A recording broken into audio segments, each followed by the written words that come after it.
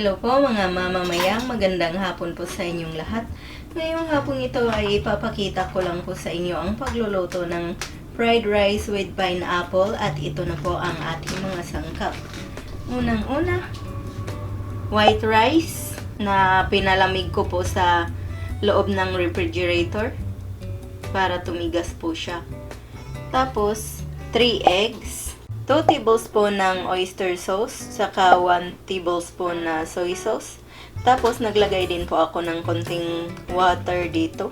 Green bell pepper, carrots, spam, or ham. Pwede po yung ham.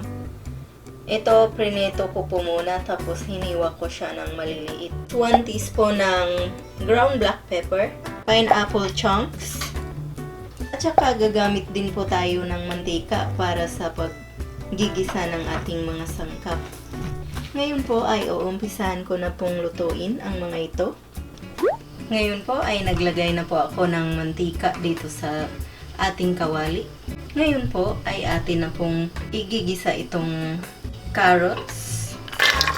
Uunahin ko po yung carrots na yan.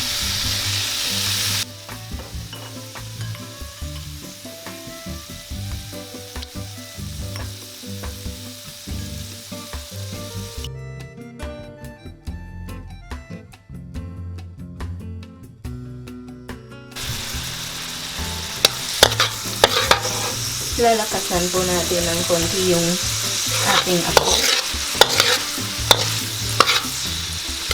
Ngayon naman po ang isusunod po natin ay ang ating green bell pepper. Inuuna ko po yung mga gulay kasi ito po ang mas matagal maluto sa lahat.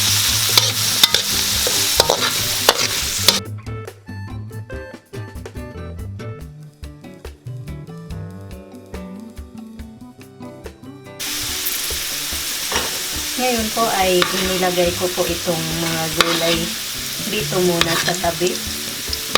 Kasi isusunod ko na pong lulutuin ang ating 3 eggs. Ayan na po.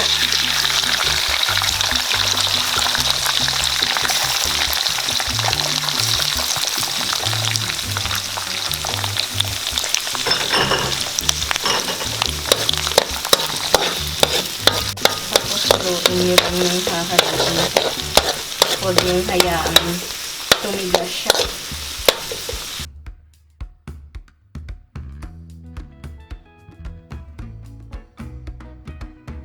Tapos pwede na yung pagsamahin yung gulay tsaka yung log.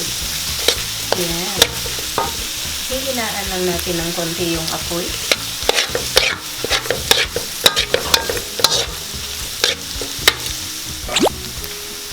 Ngayon naman po ay pwede na nating ilagay ang ating white rice na pinalamig po natin sa loob ng refrigerator.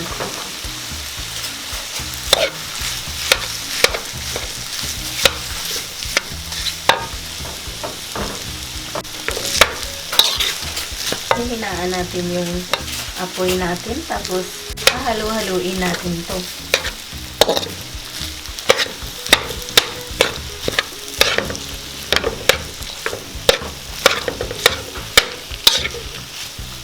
Ngayon naman po, ang isusunod natin na ilagay itong ating spam or ham. Tapos, hahaluin lang natin. Pahihinaan ko po uli ang apoy para hindi po masunog ang ilalim.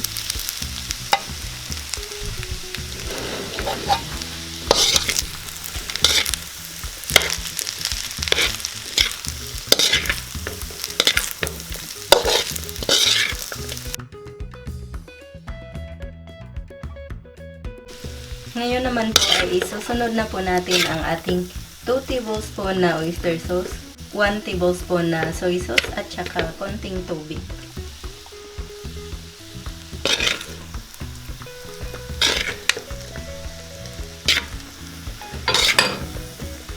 Yan. Tapos hahalu-haluin lang po para malagyan po lahat ng ating rice. para malagyan siya ng flavor ng ating oyster sauce. Yan, may konti natira.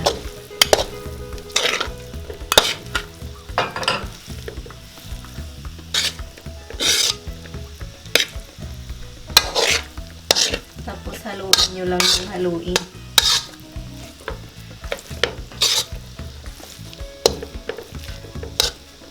Ngayon po ay ilalagay na po natin itong ating pineapple chunks dito sa ating rice.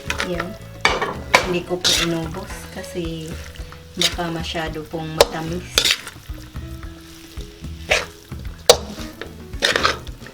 Tapos hahaluin lang ng hahaluin.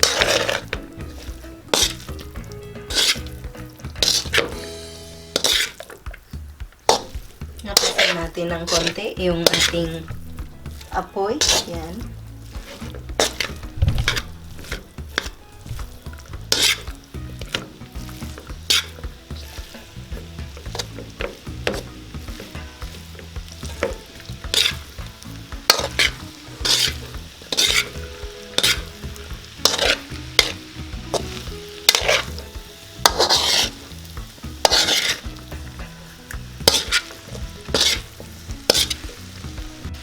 Ngayon po, ang last po natin na ilalagay ay itong ground black pepper. So, 1 teaspoon.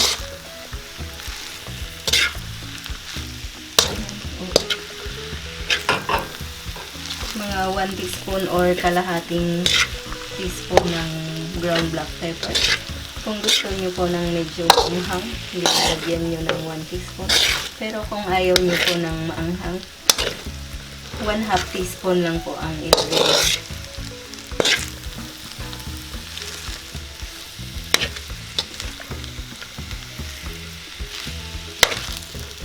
Ngayon ay malapit na po siyang maluto.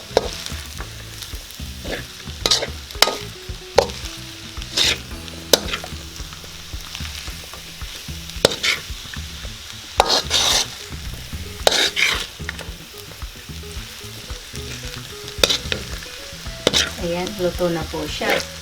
Ngayon ay ito-turn off na po natin itong ating stove. At hahanguin na po natin. So, ayan na po. Tatanggalin na po natin yung fried rice natin sa ating kawali. At ilalagay po natin sa malinis na lalagyan.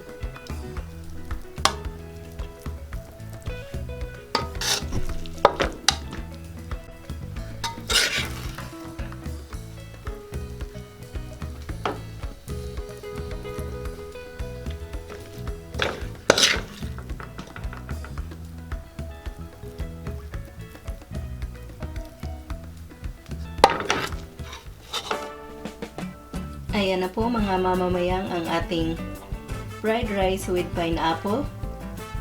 Kung gusto nyo po palang lagyan ng bawang at saka sibuyas doon sa umpisa, sa paggigisa pa lang, ay pwede po. Pero mas gusto ko po yung walang bawang at saka sibuyas kasi nasasarapan din po ako sa ganitong klase ng pagluluto na walang bawang at sibuyas. Pero mas mabango po siya kung may bawang at saka sibuyas. Pero depende na po sa atin yun kung lalagyan po natin. Kung ayaw nyo po ay pwede rin po. Masarap siya, natikman ko na. Sana po ay mag-like, mag-subscribe at mag-share kayo. Maraming salamat po sa inyong panonood. Ito po ang inyong Ate Mayang na nagsasabing mabuhay!